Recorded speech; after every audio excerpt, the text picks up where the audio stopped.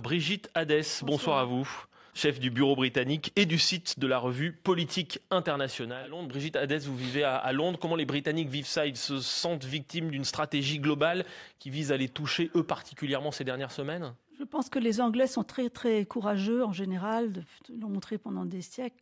Et donc, ils sont tolérants et courageux. Et ils sont pas du tout... Ils sont stiff upper lip, c'est vraiment ça. Ils sont pas du tout plus horrifiques que nous l'étions, même presque moi, ou en tout cas pareil.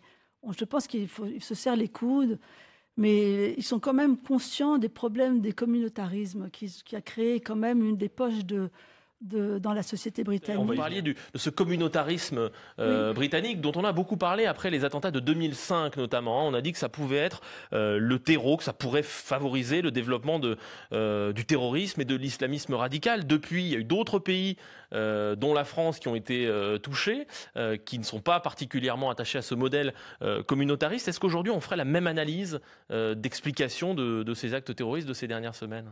Oui, certes, je pense que les Anglais qui sont pragmatiques, même s'ils sont très courageux, sont en train de revenir sur ce communautarisme, comme les Hollandais d'ailleurs, parce qu'en fait, à force de laisser les gens dans des poches fermées comme ça, où ils ne parlent même pas l'anglais certains, et qu'ils sont dans des écoles coraniques, parce que les écoles confessionnelles sont autorisées, ça empêche la cohésion sociale.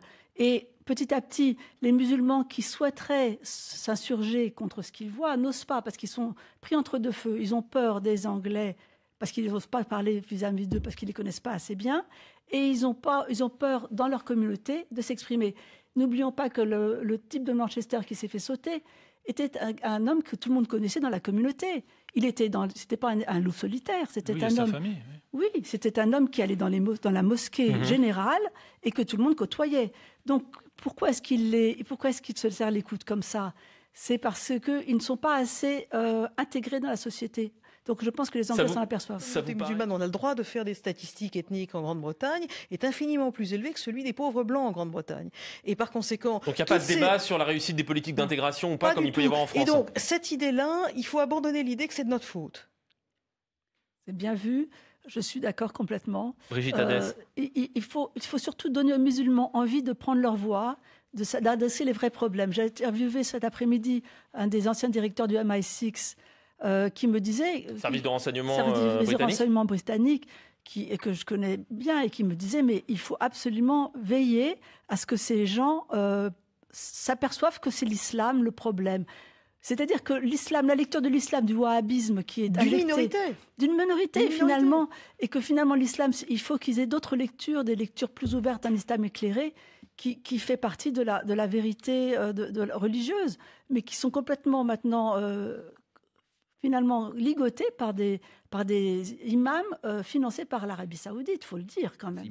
Est-ce que c'est devenu un thème de campagne, notamment depuis Manchester, Brigitte Hadès? Jeremy Corbyn a essayé les premières minutes après les attentats de dire que c'était à cause du fait que la politique étrangère anglaise était mauvaise et qu'elle était dangereuse, etc. Mais il a été très vite... il a été un peu honteux directement d'avoir dit ça, je pense, parce qu'il s'est tout de suite dédié. C'était ridicule et c'était honteux parce que là, ça faisait vraiment une volonté de récupération ridicule et je ne pense pas que ça tienne. Donc ça, oui. C'était surprenant de voir à quel point je les ai trouvés extrêmement capables. Les questions du débat ont été formidables et les réponses, simplement, Theresa May fait une mauvaise campagne, ça c'est certain. C'est pour ça qu'elle se fait rattraper. Elle est guindée, elle se fait une mauvaise campagne. Ce qui est très intéressant, c'est que finalement, on pense que l'Europe, à 27, jamais ils ont coopéré à 27 sur la question du terrorisme, sur les questions des renseignements. C'est toujours à deux, comme expliquaient les gens du MI6. C'est toujours à deux ou à trois, éventuellement, quand on demande la permission de pouvoir communiquer un renseignement à un autre pays. Mais sinon, jamais. Donc c'était un non-débat dès le départ. Alors, cette offensive est imminente, Daesh recule, mais les attentats se poursuivent. Il n'y a donc pas de lien entre les deux, finalement, Brigitte Hadès? Mais il n'y a vraiment pas de lien, parce qu'en fait, c'est des liens de récupération. C'est des intimidations qui n'auront pas lieu, parce qu'avant même que Daesh ne soit là, il y avait déjà des attentats. En 2005, il y a eu des attentats en Angleterre. On a eu des attentats, le boulevard Saint-Michel, etc. On a quand même une succession d'attentats en France, disons qu'effectivement, au Royaume-Uni. Oui, il y a des récupérations qui sont faites. Il y a peut-être des gens qui sont maintenant emmenés dans cette aventure du djihadisme à cause de Daesh, parce que maintenant ils ont des bonnes raisons, disons, dans leur tête, d'attaquer les croisés, c'est-à-dire les Occidentaux.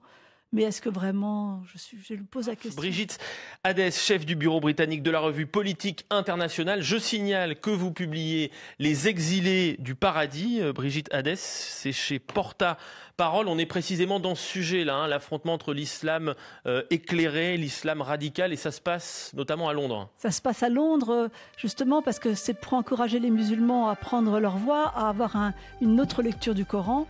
Et j'ai pensé que c'était très important de les faire agir, parce que ça leur encouragera peut-être à faire quelque chose. Et surtout, il y a un attentat qu'ils déjouent, exactement comme celui qui s'est passé hier, par hasard, mais finalement c'est quelque chose qui va se produire malheureusement, probablement encore. Voilà, c'est un roman, Les Exilés du Paradis. Merci à vous d'avoir suivi ce soir les informés de France Info, informés qui reviennent demain évidemment avec Jean-Mathieu Pernin. Bonne soirée.